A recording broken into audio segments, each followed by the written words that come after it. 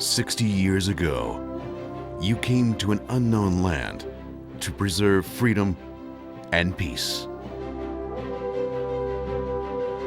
We still remember your gallantry and sacrifice.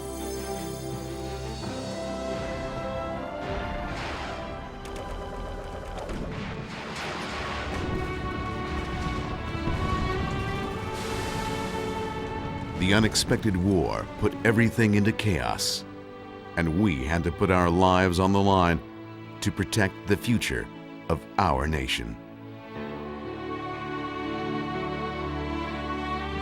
Then, you gave a warm helping hand to us in times of hardship and despair.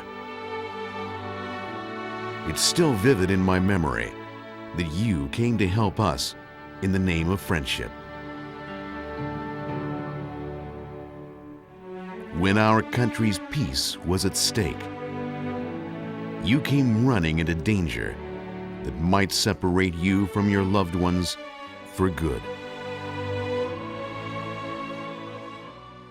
Okay, these Chinese were very patient people. They had that zeroed in. They did it a lot of times. They're not just waiting for the right time. Okay, and you drive, you never know. They got that exactly. They're perfect with mortars. In the whole world, nobody was better than the Chinese. And it hit the truck. It killed two guys.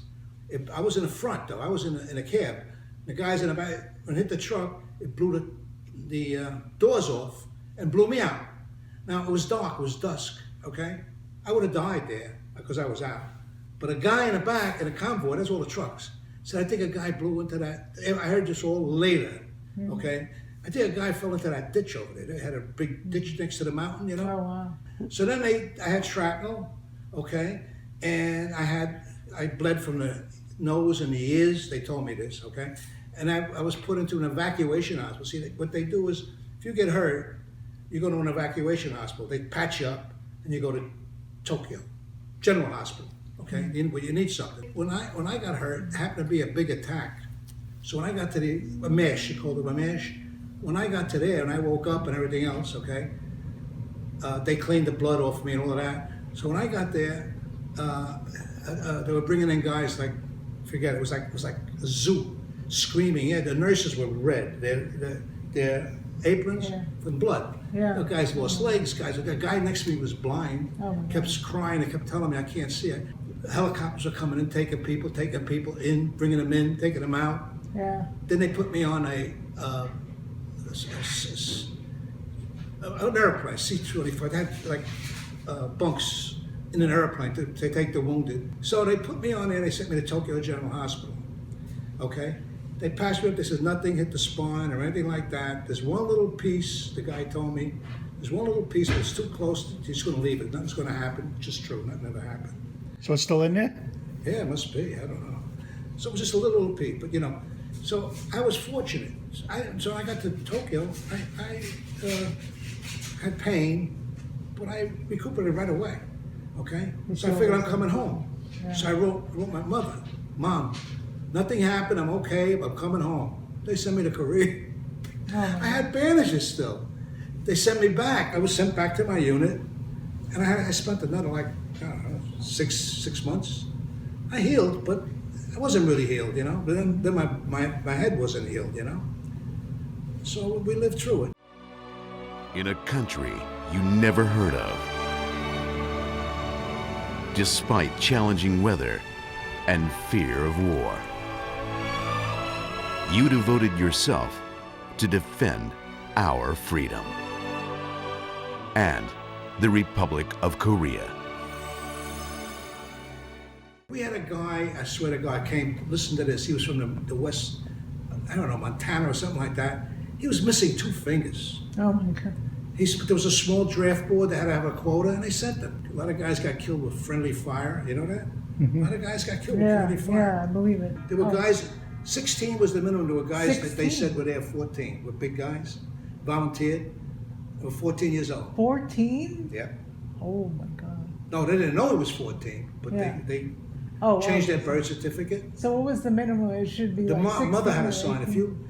If you were 16, You're allowed to. your mother had to sign. Oh, okay. Okay, I was 20 when I was 19. Yeah.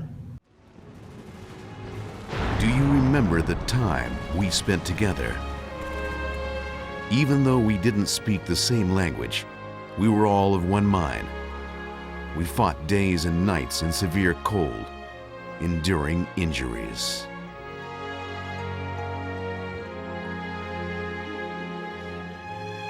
We shed tears for the death of our innocent fellow soldiers. Your valor and sacrifice served as a foundation for us to regain hope.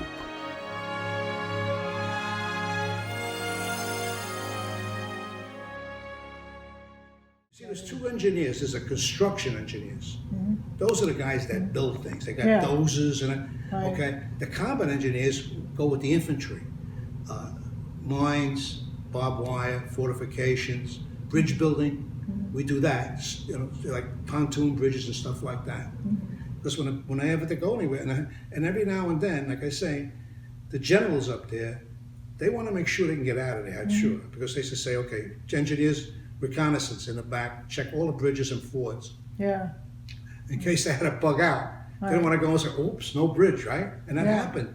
We used to just check the bridges, make sure everything was okay. And the fords are where you got a river that's not too high. Yeah. They lay a lot of rocks so trucks could go over them in tanks without using a bridge.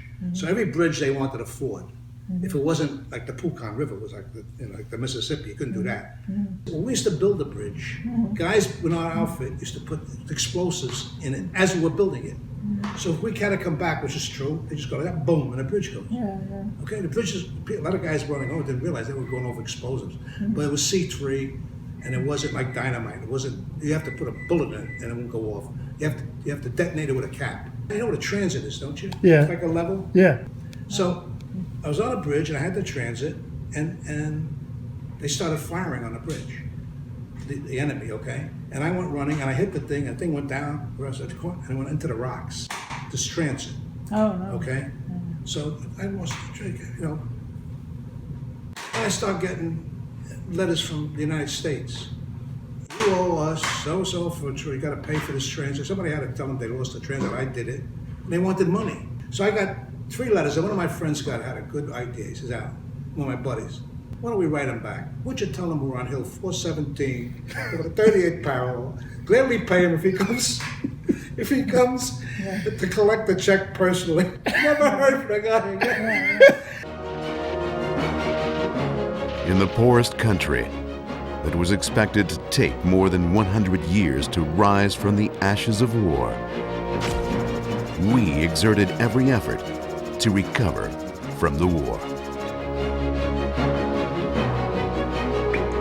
With the sweat we shed, we began to make a history of a miracle amid the ruins of war.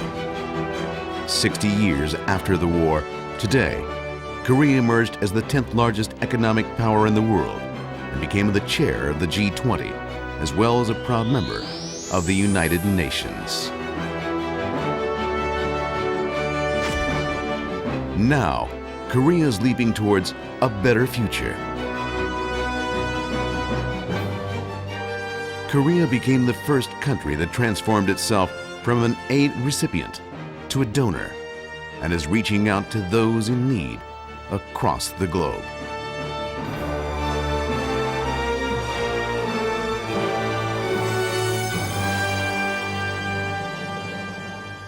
I think it took about 22 days coming back. We had a bigger ship, a better ship.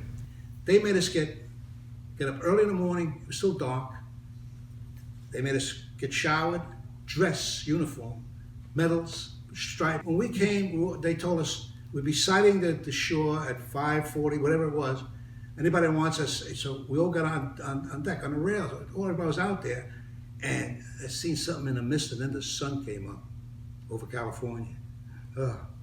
What a feeling that was. Yeah. See in the United States, yeah. Wow. That's okay. I'm sorry. I love you. That's okay. Yeah. I didn't mean to make you cry. So I was gone 17 months. Yeah. To see our country, and it's always there. Yeah. It never leaves you. That stuff never leaves you, ever. Yeah. You see guys on TV, they all cry, right?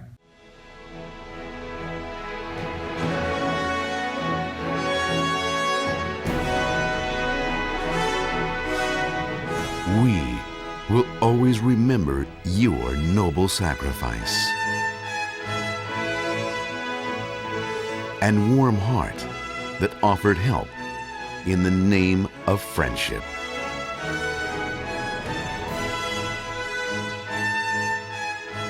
My dearest friend, you will always be our hero.